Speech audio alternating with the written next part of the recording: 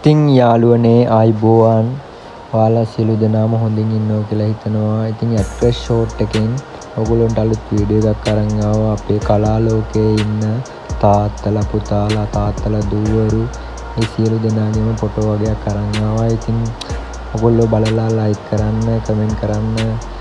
මේවා හොඳයිද ලස්සනයිද කියලා ඉදිරියට අපි මෙවැනි වීඩියෝ ගොඩකින් රාශියකින් අපිත් එක්ක හමු වෙමු. ඉතින්